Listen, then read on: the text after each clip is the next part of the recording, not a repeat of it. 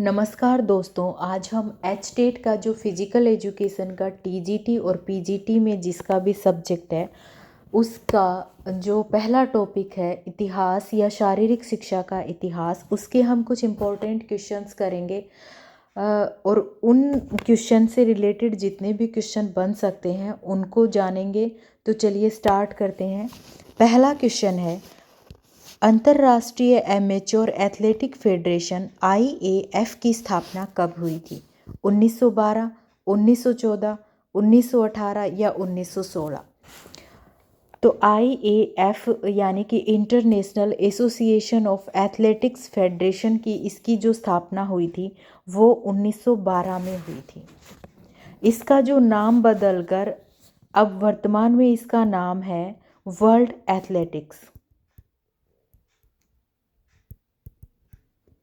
इसको world athletics कब नाम दिया गया था? वो दिया गया था 2019 में, और इसका जो मुख्यालय है वो है मोनाको में।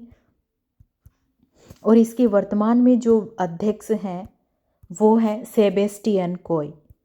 इनके जो अध्यक्ष हैं वो हैं सेबेस्टियन कोय। अगला क्वेश्चन है, पहले शीतकालीन ओलंपिक 1924 में कहाँ आयोजित किए गए थे? पहले जो शीतकालीन ओलंपिक है वो 1924 में हुए थे, लेकिन ये कहाँ आयोजित किए गए थे? अल्बर्टविले, प्योंगचांग, नागानो या शैमोनिक्स? तो ये जो पहले शीतकालीन ओलंपिक है ये शैमोनिक्स में आयोजित किए गए थे, और ये 25 जनवरी से 5 फरवरी 1924 तक इनका आयोजन किया गया था। 5 फरवरी 1924 तक इनका आयोजन किया गया था। उस टाइम इसको शीतकालीन ओलंपिक नहीं कहा गया था, शीतकालीन ओलंपिक इनको कहा गया था 1926 में।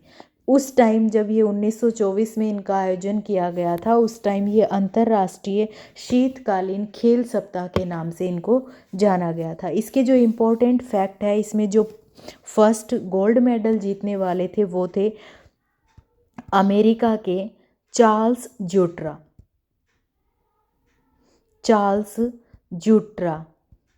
और ये किस चीज़ के खिलाड़ी थे? ये स्पीड स्केटिंग स्पर्धा में इन्होंने 500 मीटर में इन्होंने गोल्ड मेडल जीता था।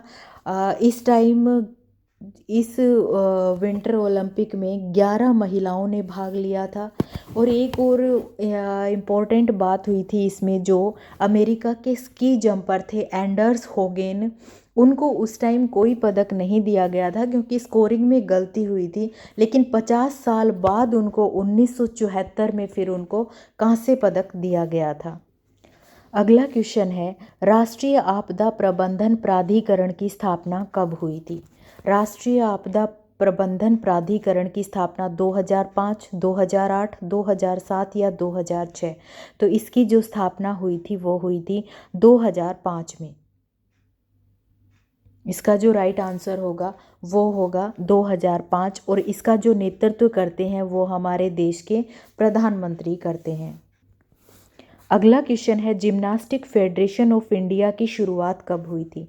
जिम्नास्टिक फेडरेशन ऑफ इंडिया की शुरुआत हुई थी कब? 1955, 1953, 1951 या 1957? तो इसकी जो शुरुआत हुई थी वो हुई थी 1951 में। इसके जो वर्तमान में अध्यक्ष हैं वो हैं Sudhir Mittal. Gymnastic federation of India के जो वर्तमान अध्यक्ष हैं वो हैं सुधीर मित्तल।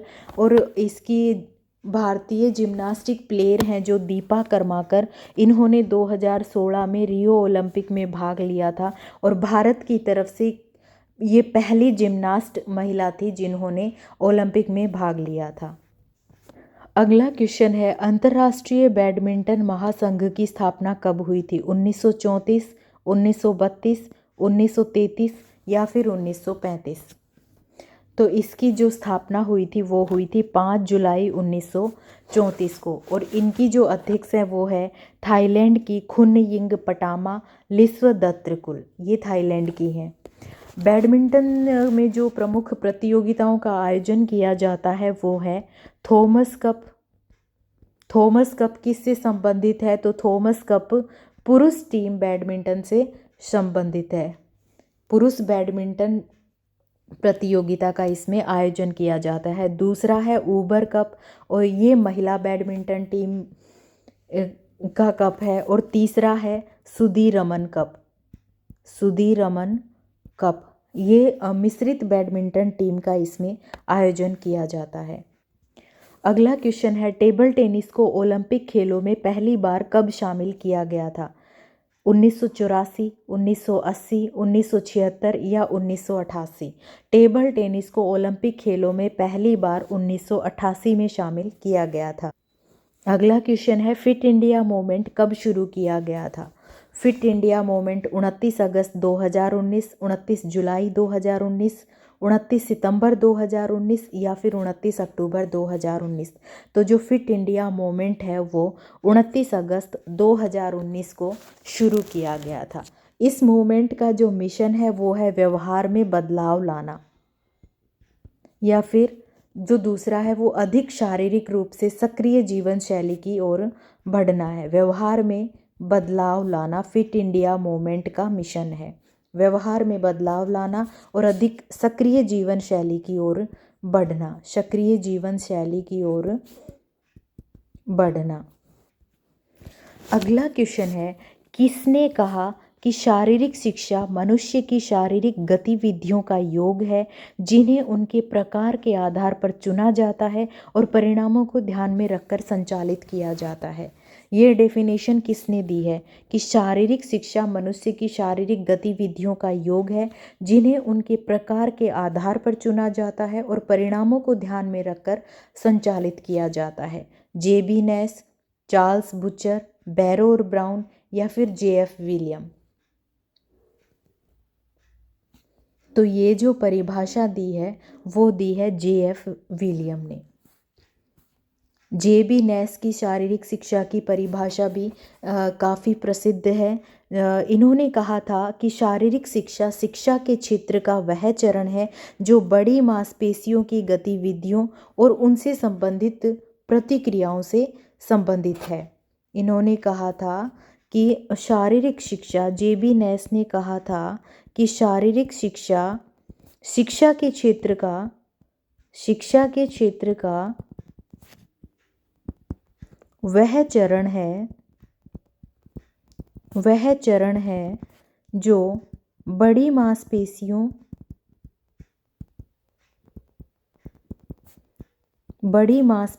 की गतिविधियों और उनसे संबंधित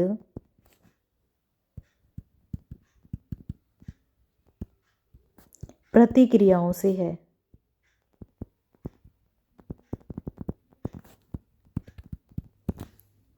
ये जेबी नेस की परिभाषा एग्ज़ाम में पूछी जा सकती है। जेबी नेस की कई बार एचटेट के एग्ज़ाम में इनकी परिभाषा पूछी गई है। अगला क्वेश्चन है, किसे समाज शास्त्र का जनक माना जाता है? इससे पहले बूचर की परिभाषा भी प्रसिद्ध है। बूचर ने कहा था कि शारीरिक शिक्षा को संपूर्ण शैक्षिक प्रक्रिया का अभिन्न अंग के रूप में बूचर ने परिभाषित किया है। बूचर ने कहा है कि शारीरिक शिक्षा संपूर्ण शैक्षिक प्रक्रिया का अभिन्न अंग है। तो शारीरिक शिक्षा को संपूर्ण शैक्षिक प्रक्रिया का अभिन्न अंग किसने कहा है? तो अभिन्न अंग कहा है चार्ल्स बूचर ने। अगला क्वेश्चन है, किसे समाजशास्त्र का जनक माना जाता है? प्लेटो, एडवर्ड थॉर्नडाइक, ऑगस्ट काम्टे या अरस्तु? तो समाजशास्त्र का जनक है वो ऑगस्ट काम्टे को कहा गया है। अगला क्वेश्चन है, जेबी नेश द्वारा दिए गए शारीरिक शिक्षा के 4 उद्देश्यों में से कौन सा उद्देश्य उनके द्वारा नहीं दिया गया है? तो ये सभी को पता है, जैविक विकास, न्यूरोमस्कुलर विकास, सामाजिक विकास और व्याख्यात्मक विकास। तो कौन सा उद्देश्य उनके द्वारा इसमें से नहीं बताया गया 4 उद्देश्यों में से? तो जो सामाजिक विकास है वो इन्होंने अपने उद्देश्यों में नहीं बताया है। इसकी जगह क्या बताया है? भावनात्मक विकास इन्होंने शारीरिक शिक्षा के उद्देश्यों में बताया है। एक बताया जैविक विकास, न्यूरोमस्कुलर विकास, व्याख्यात्मक विकास और भावनात्मक विकास। ये जैबी नेस द्वारा दिए गए शारीरिक शिक्षा के 4 उद्देश्य थे। वीडियो पसंद आई हो तो लाइक करें। Thank you.